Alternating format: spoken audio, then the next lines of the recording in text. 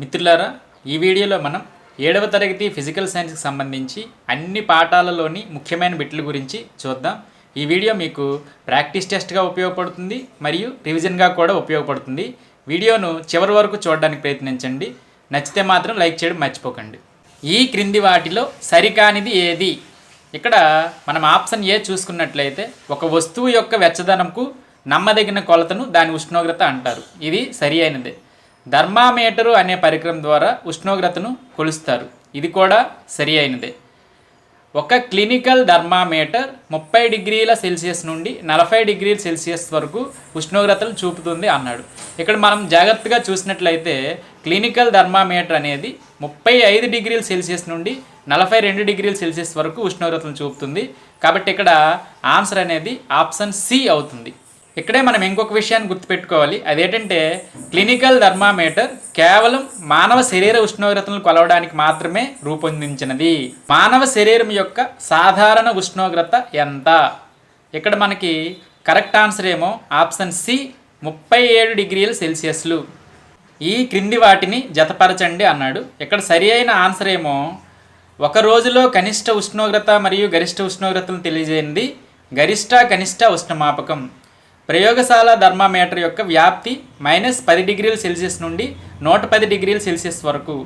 వస్తువుల ఉష్ణోగ్రతలను కొలవడానికి ఉపయోగించే థర్మామీటర్ ఏమో ప్రయోగశాల థర్మామీటర్. కాబట్టి ఇక్కడ కరెక్ట్ ఆన్సర్ ఏమో ఆప్షన్ ఏ. ఒక వస్తువు యొక్క వేడి కొన నుండి చల్లని కొన వరకు ఉష్ణం బదిలీ జరిగే విధానం ఏది? ఇక్కడ కరెక్ట్ ఆన్సర్ ఏమో ఉష్ణవహనం. ఈ క్రింది వాటిలో అధమ ఉష్ణవాహకాలు లేదా బంధకాలు కానివి ఏవి అన్నాడు. ఇక్కడ చూసినట్లయితే ఆన్సర్ కరెక్ట్ ఆన్సర్ ఏమో సి అవుతుంది. ఇనుము మరియు రాగి.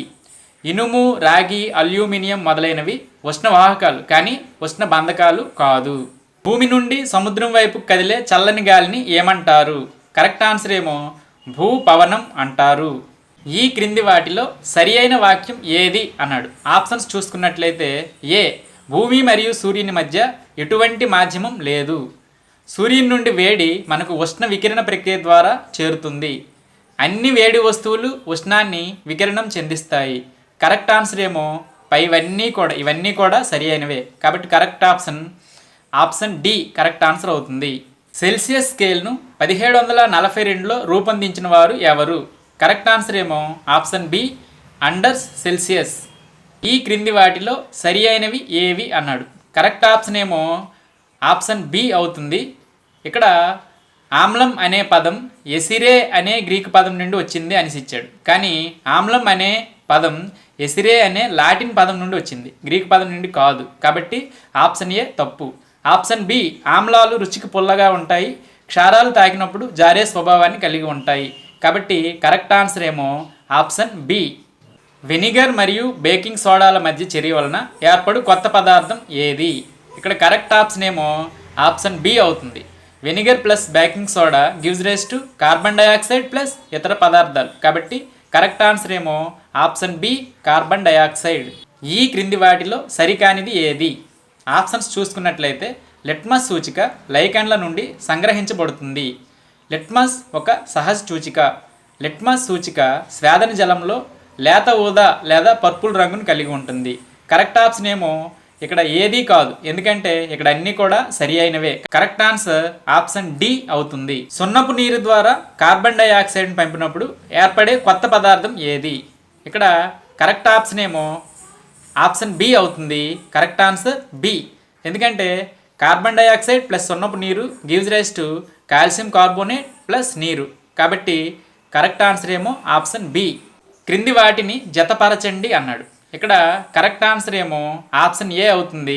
ఎసిటిక్ ఆమ్లం వెనిగర్, ఫార్మిక్ ఆమ్లం చీమలు కొట్టడం, ఆక్సాలిక్ ఆమ్లం పాలకూర, కాల్షియం హైడ్రాక్సైడ్ నిమ్మరసం, ammonium hydroxide window cleaner. Stainless స్టీల్ను తయారు చేయడానికి గాను ఇనుమును ఈ క్రింది వాటిలో ఏ పదార్థాలతో కలుపుతారు? కరెక్ట్ ఆన్సర్ ఏమో ఆప్షన్ డి అవుతుంది. స్టెయిన్లెస్ స్టీల్ను ఇనుమును కార్బన్తో మరియు క్రోమియం, నికెల్ మరియు మాంగనీస్ వంటి లోహాలతో కలిపి తయారు చేస్తారు. ఇది తుప్పు పట్టదు. కరెక్ట్ ఆన్సర్ ఏమో ఆప్షన్ డి. ఈ క్రింది వాటిలో సరి అయినది ఏది అన్నాడు. ఆప్షన్స్ చూసుకున్నట్లయితే ఆమ్ల ద్రావణానికి కలిపినప్పుడు లిట్మస్ ఎరుపు రంగులోకి మారుతుంది, క్షార ద్రావణానికి కలిపినప్పుడు లిట్మస్ అనేది నీలం రంగులోకి మారుతుంది. సాధారణంగా లిట్మస్ ఎరుపు మరియు నీలి లిట్మస్ పేపర్గా లభిస్తుంది. కరెక్ట్ ఆన్సర్ ఏమో పైవన్నీ కూడా కరెక్టే, కాబట్టి కరెక్ట్ ఆన్సర్ ఆప్షన్ డి. స్వచ్ఛమైన పదార్థాల పెద్ద స్ఫటికాలను వాటి ద్రావణాల నుండి పొందు ప్రక్రియను ఏమంటారు? కరెక్ట్ ఆన్సర్ ఏమో ఆప్షన్ సి, స్ఫటికీకరణం అంటారు. క్రింది వాటిలో సరి అయినది ఏది? ఇక్కడ ఇచ్చినటువంటి ఆప్షన్లో ఆప్షన్ ఏ మాత్రమే సరి అయినది, కాబట్టి ఆన్సర్ ఏమో ఆప్షన్ ఏ. ఆమ్లము ప్లస్ క్షారము గివ్స్ రైస్ టు లవణము ప్లస్ నీరు. ఇక్కడ బి తప్పు, ఎందుకంటే మితిమీరిన రసాయన ఎరువులు వాడడం వలన నేల ఆమ్లయుతంగా మారుతుంది, కానీ ఇక్కడేమో క్షారయుతంగా మారుతుందని ఇచ్చాడు, కాబట్టి ఆప్షన్ బి తప్పు.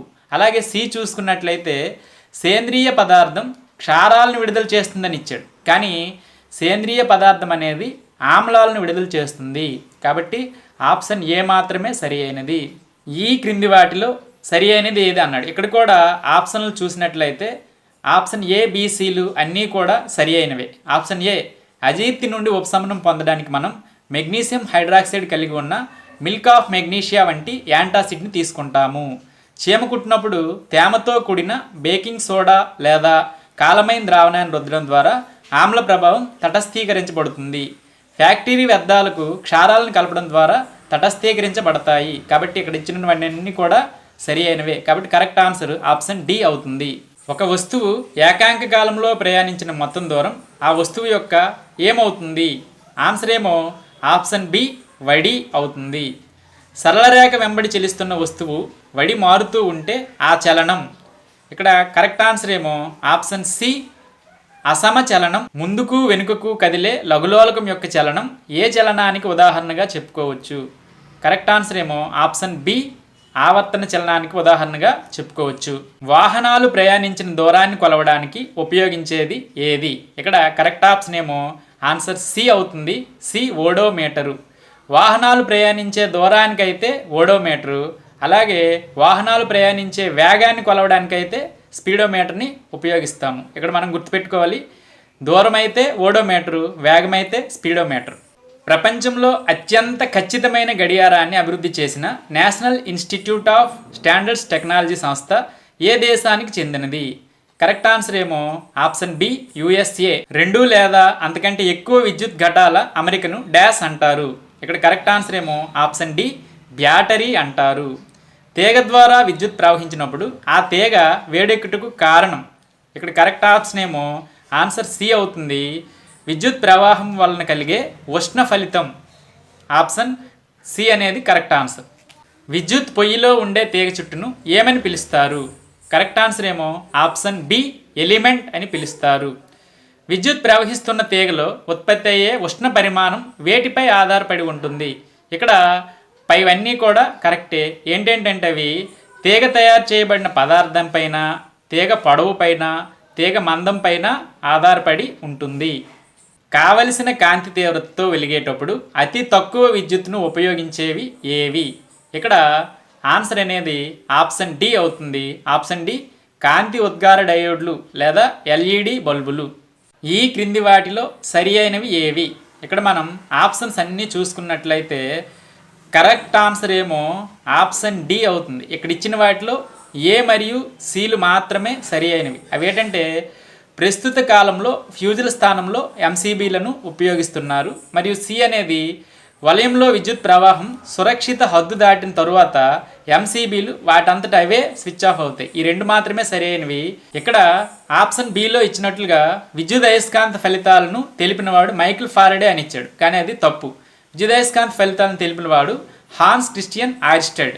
నెక్స్ట్ ఎంసీబీ ఫుల్ ఫామ్ ఏమో మినియేచర్ సర్క్యూట్ బ్రేకర్. ఈ 2 విషయాలు మనం గుర్తుపెట్టుకోవాలి. విద్యుదయస్కాంత తత్వం ఆధారంగా పనిచేయు పరికరం ఏది? ఇక్కడ ఆప్షన్ బి అనేది సరి అయినది. ఆప్షన్ బి, విద్యుత్ గంట. ఈ క్రింది వాటిలో థామస్ ఆల్వా ఎడిసన్ కనుగొననిది ఏది అన్నాడు. ఇక్కడ ఆన్సర్ ఏమో ఆప్షన్ డి, టెలివిజన్ అతను కనుగోలేదు, మిగతావన్నీ కూడా అతనే కనుగొన్నాడు. ఎడిసన్ గారు విద్యుత్ బల్బుతో పాటు గ్రామఫోన్, మోషన్ పిక్చర్ కెమెరా మరియు కార్బన్ ట్రాన్స్మిటర్, వంటి సుమారు 1300 ఆవిష్కరణలు చేశారు. తెరపై పట్టలేని ప్రతిబింబాన్ని డాష్ ప్రతిబింబాలు అంటారు. ఆన్సర్ ఏమో మిథ్యా ప్రతిబింబాలు అంటారు. కుంభాకార డాష్ వలన ఎల్లప్పుడూ మిథ్యా మరియు చిన్నదైన ప్రతిబింబం ఏర్పడుతుంది. ఆన్సర్ ఏమో కుంభాకార దర్పణం వలన. డాష్ దర్పణం వలన ఎల్లప్పుడూ వస్తు పరిమాణానికి సమాన పరిమాణంలో ప్రతిబింబం ఏర్పడుతుంది. ఆన్సర్ అనేది సమతల దర్పణం. తెర మీద పట్టగల ప్రతిబింబాన్ని డాష్ అంటారు. ఆన్సర్ ఏమో నిజ ప్రతిబింబాలు అంటారు. పుటాకార డాష్ వలన ఏర్పడే ప్రతిబింబాన్ని తెరపై పట్టలేము. కరెక్ట్ ఆన్సర్ ఏమో పుటాకార కటకం వలన ఏర్పడే ప్రతిబింబాన్ని తెరపైన పట్టలేము. కాంతి డాష్ మార్గంలో ప్రయాణం చేస్తుంది. కాంతి రుజుమార్గంలో ప్రయాణం చేస్తుంది. కుంభాకార కటకాన్నే డాష్ అంటారు. కుంభాకార కటకాన్నే భూతద్దం అని అంటారు. వస్తువు కన్నా పెద్దదైన మిథ్యా ప్రతిబింబాన్ని ఏర్పరుచినది ఏది? ఇక్కడ ఇచ్చిన ఆప్షన్లో ఆప్షన్ 2 అనేది కరెక్ట్ ఆన్సర్ అవుతుంది. పుటాకార దర్పణం. ఆన్సర్ ఏమో పుటాకార దర్పణం. డేవిడ్ తన ప్రతిబింబాన్ని సమతల దర్పణంలో చూస్తూ దర్పణంకు ప్రతిబింబానికి మధ్య దూరం 4 మీటర్లుగా గమనించాడు. అతను దర్పణం వైపు 1 మీటర్ జరిగిన తరువాత అతనికి ప్రతిబింబానికి మధ్య ఎంత దూరంను గమనించి ఉంటారు? ఇక్కడ ఆన్సర్ ఏమో ఆప్షన్ 3 అనేది అవుతుంది. అంటే 6 మీటర్స్. వాహనాలకు డ్రైవర్ పక్కన ఉపయోగించేవి ఏవి? కరెక్ట్ ఆన్సర్ ఏమో కుంభాకార దర్పణాలు. ఈ క్రింది వాటిలో సరి అయినవి ఏవి? ఇక్కడ మనం ఆప్షన్స్ చూసుకున్నట్లయితే కుంభాకార కటకాన్ని కేంద్రీకరణ కటకం అంటారు. అలాగే పుటాకార కటకాన్ని వికేంద్రీకరణ కటకం అంటారు. ఆప్షన్ ఏ మరియు ఆప్షన్ బి కూడా కరెక్టే కాబట్టి ఇక్కడ సరి అయిన సమాధానం ఏమో ఆప్షన్ సి అవుతుంది. ఏ మరియు బి అనేవి రెండు కూడా సరి అయినవే. ఈ వీడియో కనుక మీకు నచ్చినట్లయితే దయచేసి లైక్ చేయండి. ధన్యవాదాలు.